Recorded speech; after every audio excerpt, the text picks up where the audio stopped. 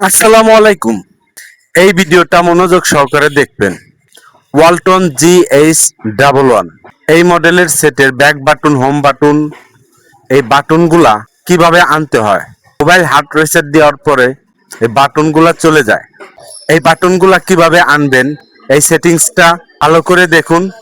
ভিডিওটা পুরো মনোযোগ সহকারে দেখুন, তাহলে শিখতে পারবেন। তো চলুন শুরু করা যাক।